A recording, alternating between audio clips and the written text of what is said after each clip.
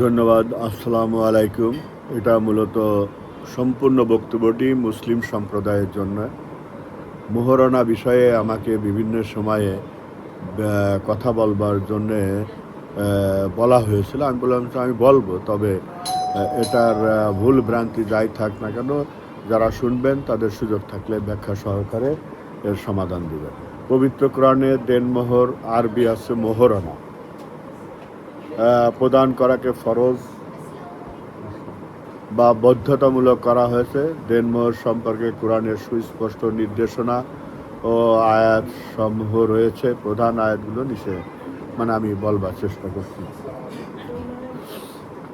আর তোমরা, সূরা আন-নিসা আয়াত নম্বর 4, আর তোমরা স্ত্রীদের তাদের মোহরানা বা দেনমোহর খুশি মনে প্রদান করো, তবে তারা যদি সন্তুষ্ট হয়ে তা থেকে কিছু অংশ তোমাদের ছেড়ে দেয়, তবে তা তোমরা স্বাচ্ছন্দ্যে ভোগ করতে পারবে। এ কথাটার সম্পর্কে বলা হয়েছে ভবিষ্যতে যদি মনে করেন দেনমোহর ছিল 1 কোটি টাকা বা 5,000 টাকা, সেখান থেকে 2,000 3,000 টাকা যদি স্বামীকে দেয়, স্বামী স্বাচ্ছন্দ্যে সেটা ব্যবহার করতে পারবে। সূরা আন-নিসা আয়াত নম্বর 24। আর নারীদের মধ্যে যাদের তোমরা বিবাহ করছো তাদের নির্ধারিত মোহর পরিশোধ করো, তবে মোহর নির্ধারণের পর কোনো বিষয়ে পারস্পরিক সম্মতিতে কোনো রদ বদল হলে তাতে তোমাদের কোনো পাপ নেই। অর্থাৎ এটা নির্ধারিত হওয়ার পরে পরবর্তীতে বিষয়টা সম্পর্কে যদি উভয়ের সম্মতিতে কোনো পরিবর্তন আসে তাহলে কোনো পাপ নাই। এটা হলো আল্লাহর বিধান, এটা আমার কথা না। সূরা আন-নিসা 24 নম্বর আয়াত। সূরা আন-নিসার আয়াত 25। অতএব তোমরা তাদেরকে তাদের অভিভাবকদের অনুমতিতে বিবাহ করো। মানে বিবাহের একটি পূর্ব শর্ত নারীদের অভিভাবকদের অনুমতি থাকতে হবে। এখানে স্বাধীনভাবে কোরআনের বিধান যদি আপনি মানেন এবং নিয়ম অনুযায়ী তাদেরকে তাদের মোহর দিয়ে দাও, তারা যেন সতী সাধ্বী হয় এবং ব্যভিচারিণী বা গোপনে উপপত্তি গ্রহণকারিণী না হয়। সূরা আন-নিসা আয়াত নম্বর 25। সূরা আন-নিসা আয়াত নম্বর 336। যদি তোমরা স্ত্রীদের স্পর্শ করার আগে অথবা মোহর নির্ধারণ করার আগে তাদেরকে তালাক দাও, তবে এতে তোমাদের কোনো পাপ নেই। অর্থাৎ মোহর নির্ধারণ করার পূর্বে এবং বিবাহ হওয়ার পূর্বে। তবে এক্ষেত্রে তাদেরকে কিছু খরচ বা সামগ্রী দেবে। সামর্থ্যবান নিজ সামর্থ্য অনুযায়ী এবং অভাবগ্রস্ত নিজ সামর্থ্য অনুযায়ী দেবে।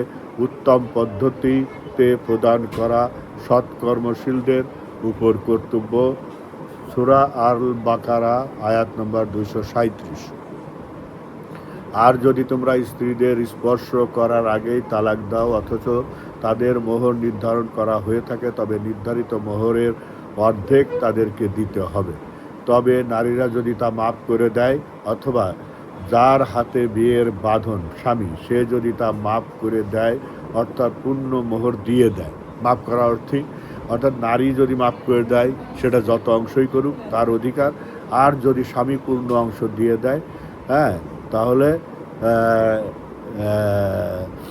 দিয়ে দেয়, তবে তা আল্লাহ ভীরুতার বেশি কাছাকাছি, আল্লাহর কাছে ভীরুতা হিসেবে প্রমাণিত হবে। আল বাকারা আয়াত নম্বর 260। তবে দেনমোহর পুরোপুরি নারীর নিজস্ব অধিকার। এটি শুধুমাত্র নগদ অর্থে হতে হবে এমন নয়, বরং সম্পত্তি। এটা হলো আমাদের বাংলাদেশের একটা মূলত ব্যাখ্যা। এই ব্যাখ্যায় আমি যাব না, যেহেতু এটা কোরআনের কোনো সুনির্দিষ্ট জিনিসটা ব্যাখ্যা যার যার মতো আমাদের উপমহাদেশে। আমি যে সমস্ত বিভিন্ন স্কলার আছে বিভিন্ন দূতাবাসে, সৌদি বা ইরান, ইরাক, এই সমস্ত মুসলিম রাষ্ট্রগুলো যেগুলো দীর্ঘ সময় ধরে কোরআনিক আইনের শাসনে বা সাহাবিরা শাসন করেছিল, সেই সমস্ত রাষ্ট্রগুলোতে প্রথাগত যে জিনিসগুলো এখনও বিদ্যমান আছে সেটা হচ্ছে বিবাহের সামগ্রীগুলো মোহরানা হিসেবে ট্রিট হয় না। যদিও আমাদের দেশে এইগুলোকে বিবাহকালীন সময়ে গহনা, সেগুলো আবার মানি রিসিভ ধরে তার মূল্য নির্ধারণ করে সেটা আবার দেনমোহর থেকে বাদ দেয়। ইসলামের বিধান না। আমাদের দেশে অনেকগুলো কাস্টম হিসেবে আসছে। তাহলে ইসলাম এবং সেই দেশের কাস্টম সাংঘর্ষিক বিষয় যদি হয়। শুধু তাই না, ইসলাম কি কোনো কাস্টমকে অনুমোদন দেবে? যেখানে সুস্পষ্টভাবে আল্লাহর বিধান রয়েছে। তাহলে আমরা যে নারীকে বিবাহ করার জন্যে আমরা কেউ করছে, তাহলে কি সেখানে যে গহনাগুলো দেয়া হচ্ছে, তাহলে সেই নারীর সাথে কি অবিচার করা হচ্ছে না? তার দৈনমোহরানার টাকা থেকেই বিবাহকালীন যাবতীয় খরচটা সেখানে নির্ধারণ করা হয়। ছোটকালে দেখেছি ছোট একটা কানের দুল দিয়ে বলে দেওয়া হলো যে এই বিষয়টি হয়তো 100 টাকা দেনমোহর ছিল, ওর দাম 10 টাকা, কিন্তু 50 টাকা ধরে উসুল ধরে দেওয়া হলো। বা বিবাহের শাড়ি নিয়ে আসলো কিছু, সেটা ধরে দেওয়া হলো। তাহলে কত বড় ইনজাস্টিস আপনারা একবার ভেবে দেখবেন। আমাদের দেশে অনেক শিক্ষিত অশিক্ষিত মৌলানারা পর্যন্ত বিবাহকালীন স্বর্ণ গহনা যেগুলো স্ত্রীকে উপহার হিসেবে দেয়, সেটাকে একবারে বলে উপহার। এত উপহার সামগ্রী আমরা দিয়েছি, অপরপক্ষে তার মোহরানা থেকে সেটা বাদ দেওয়া হয়।